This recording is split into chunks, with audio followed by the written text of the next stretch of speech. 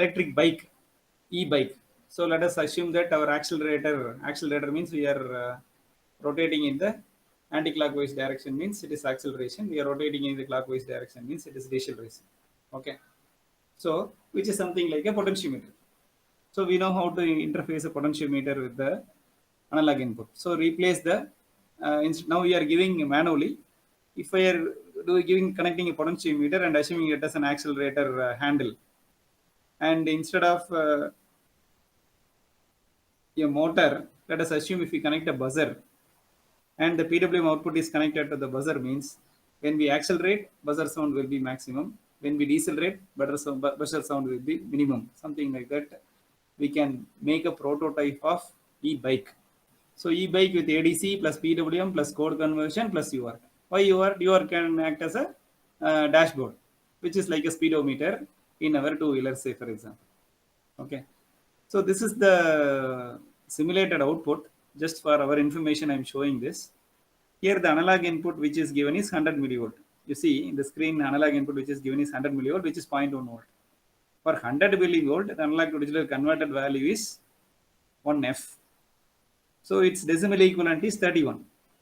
So 31, this analog to digital converted value is given as a duty cycle value for the PWM. If 31 is the duty cycle, then for 31, how much value? 31 period on, then remaining 1000 period off, something like that. The PWM waveform is generated and as shown the waveform here in the logical analyzer. So the minimum the analog input, minimum the PWM, minimum the speed, maximum the analog input, maximum the analog to digital convert value, that will go in as a duty cycle value, that will increase the PWM, that will increase the speed of the motor, something like that you need to understand. So some of the three slides you can able to understand. So the 100 millivolts value is 1F, its decimal equivalent is 31. For that, the PWM duty cycle is minimum, hence it is looking like a spike. Now you can see the analog input is 1.6 volt.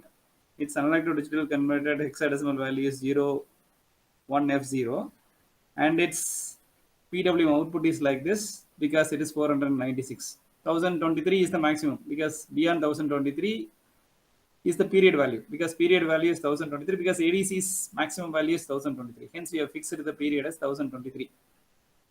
So it is around 500, more or less 50% duty cycle that we are able to see in the screen, which is quite interesting. Super. And finally, we are giving a 3 volts, more the acceleration, so more the analog to digital converted value. Hence, the pulse width is maximum and it accelerates more because the value is 930. So 3A2 is the hexadecimal value. Its decimal equivalent is 930. So for that, the PWM value comes 6. Okay, now I can simulate in the KLED because KL is a good simulator as we all know very well. We will add that code and let me simulate it for all of us. Really, you will appreciate this. It's quite interesting, right? So I am adding this. So including PWM, right? ADC plus UART plus PWM plus code conversion, everything is available here now. So in this code, you see there is a code conversion is available and ADC is being initialized, UART is being initialized. We know PWM is initialized. MR0 is the period register and MR5 is the duty cycle register. MR5 is the duty cycle register, and we are using analog to digital converter. We are giving start of conversion, and the D value is given as a duty cycle value. You can see MR5 is the D value which is given as a duty cycle value. So when the potentiometer is not accelerating means 0 voltage. So the analog to digital converted value is also 0. So MR5 D variable will also become 0. So this D variable is given as a duty cycle register value as MR5. So MR5 is also 0, which is duty cycle value is also 0. Hence the duty cycle output is 0. That is code converted and then it is being displayed in the UART window to see that how much output is coming. Okay, so let us simulate this. It will be quite interesting. I'm just simulating it. So the project can be done just like that, as we show here, right? Now I'm just showing the output, right? The output is 0. The PWM output is 0 now. So let us look at the ADC screen. Let me give 3.3 volts as an input, which is the maximum acceleration. The analog to digital converter value is 3FF. The analog to digital converter value is 3FF. And the analog to digital converter value is 3FF. And if you see the PWM, so more or less, it is 1. Maximum speed, more or less, it is 1. Because 1023 3FF is the period value that we have set, right? 400. 3FF is the period value we have set. So 400 is the period value, which is the period of the PWM. And 3FF is the duty cycle value. So 1 bit. So that 1 bit dip is shown here. Super, right? Interesting, right? So it is more or less pure DC. But now if you see, if I give 1 volt, one half of it, say for example, 1.7 volt, 1.6 as an input means its analog to digital converter value is 1F0, its decimal equivalent is 496. That 496 is given as a duty cycle value. So it is something like 50% duty cycle, as you see here. You're able to get the 50% duty cycle. Fantastic, right? So this is the proof of concept of e-bike, electric bike. So more the acceleration, there is more the potentiometer output, more the analog to digital converted value, and more the PWM, more the speed. Minimum the acceleration, minimum the analog to digital converted analog input, and minimum the output. So minimum duty cycle. So we are getting a minimum width. Something like it, quite interesting. So giving 0 as analog input, say for example 100 millivolt, very minimum speed, right? 100 millivolt as an input. For 100 millivolt as an input, the value is 1F. Its decimal equivalent is 31, which is available as a dashboard. And then very small on. And when you give 2.1 volts or 3.1 volts, close to the maximum, its decimal equivalent is 3, its hexadecimal equivalent is 3C1, and it's 961. And with this increasing, as you see here. With this increasing, as you see here. Okay, so it is not necessary to display it as ADC value. We can say instead of ADC value, we can display it as a speed. Okay, we can type it as a speed as we did right now. Instead of say ADC value, we can say speed value.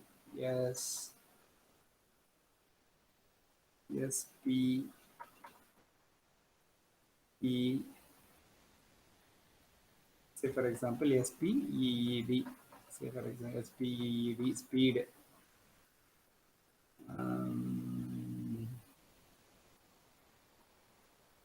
Then I'm giving some space just for us to understand. I'm just giving some space. Instead of giving value, just I'm giving space, speed, just saying that speed. Convenience. Speed equal to, let me give some space for convenience, and speed equal to, let me stop this like this, whatever you want. If it is a weighing scale, we can change it as a weight. If it is a dashboard of a vehicle, we can change it as a speed, and the dashboard will show speed equal to 0, 0. You can see speed equal to 0, 0. Now speed equal to 1026, 3.3, let us say 3.3 volts. 3.3 is the analog input. Let me run this. So 3FF is the output. For 3FF, the converter value is 1023. So speed is something like 1023. And it is running with the maximum on. PWM is maximum. So giving minimum voltage as 1.3, or say for example 1.3. The converter value is 193. It's 403. And the width will change now. The width has changed to this. So like this, one application is over. So you have done a mini project in the software simulation. You have done a mini project in the software simulation. Why don't we try it in hardware? Now the next question comes, why don't we try it in the hardware? When we do it in the hardware, we have to connect the real potentiometer, right? When we are doing the hardware, we have to connect the real potentiometer. So let us see how best we can do it in the hardware, right? Now we have simulated in Keil IDE. Now let us try this hardware demo with the Rhino-Labs kit. So for that, we need to connect a potentiometer. We need to know the circuit diagram of the potentiometer. You can see this is the potentiometer which is connected to P0.29, which is ADC 0.2. So by having the Rhino-Labs kit as a reference, we have chosen ADC 0.2. Okay, so you see this, the potentiometer of the Rhino-Labs board is connected to P0.29 of LPC2148 microcontroller from the user manual. So by P0.29, one of the analog input is one of the P0.29s, one of the alternate function is AD0.2. That is why we used to keep AD0.2 as a reference. So the analog input, which is say for example e-bike, means the accelerator knob is this potentiometer as we know here. So there is a resistor and there is a terminal which is connected to P0.29. Here you can see there is a low pass filter, RC low pass filter, to filter out the low frequency. Why? Low frequency signals has to go as an analog input to do the better thing, and high frequency noises has to be grounded. So for that we are connecting 0.1 microfarad capacitor parallelly. So any high frequency noise, so while rotating the knob by the user, right, if there is any high voltage fluctuations in the output, that will be bypassed through the ground because the capacitor is connected parallelly, and 0.1 microfarad means it will bypass the high frequency voltage fluctuations. And this is RC low pass filter, which gives out only the smooth variations of the potentiometer voltage to the V0.29, which is more convenient. Okay, so the analog input is on the potentiometer. Instead of a motor, we are connecting the buzzer in P0.21. Okay, so we already know how to connect the buzzer. So this is the buzzer, and this is connected to the transistor switch, which is connected to P0.21. Why P0.21? Fortunately, the PWM, one of the alternate function of P0.21 is PWM5. So hence PWM5 can be used to vary the buzzer sound. So it is not something like beep, beep, beep. Beep, beep means switch on and switch off the buzzer. It's varying the sound based on the PWM input. Instead of saying beep, beep, beep, here is about to hear beep, beep. So volume is gradually increasing, That is through PWM that we can understand. So fortunately, the buzzer is connected to one of the alternate function of the P0.1 is PWM. Hence, we are using this to same buzzer for checking the PWM of the LPC2148 more conveniently. So that is what we need to understand. To send out the data serially, the board, Rhino-Labs board, is connected to the PC only through USB, because USB provides power supply to the device to whom it is connected. So the Rhino-Labs board is getting power supply only through the USB. Hence, the communication to the PC with the Rhino-Labs board is only through USB, but our microcontrollers has only UART, which is easiest way of communicating. So there is a protocol converter. This is very interesting. There is a IC called CP2102, which is a protocol converter, which convert UART data into USB data and vice versa, USB data to UART data. Here you see there is a TXD and RXD pin. Look at the screen, look at the cursor. There is a TXD and RXD pin, which is UART output from the microcontroller. And this TXD and RXD information is converted to D plus and then by D minus differential USB data by this IC CP2102 IC, which is a protocol converter IC, which converts UART data to USB data. Whenever there is a transmission from the microcontroller to PC, and whenever there is a transmission from the PC to the microcontroller, so D plus D minus USB data is converted to TXD RXD UART data. So there is an IC called CP2102 which does this job. This is the Rhino-Labs board. This is the Rhino-Labs board where this is the USB connector. This is the USB connector where we can give the power supply to this board. And this is CP2102. Look at the screen, look at the cursor. This is CP2102, which gets the data through D plus and D minus, converts into TXD and RXD, and gives it to the LPC2148 microcontroller, which is behind the LCD, right? The LPC2148 is the backside of this LCD. As well as buzzer is also behind the screen of this LCD. So, but look the potentiometer. This is the potentiometer. You can see this is the potentiometer, which is the accelerator pedal. which is the accelerator handle. When you rotate it in clockwise direction, assume that it is acceleration. You rotate in anti-clockwise direction, assume that it is deceleration, right?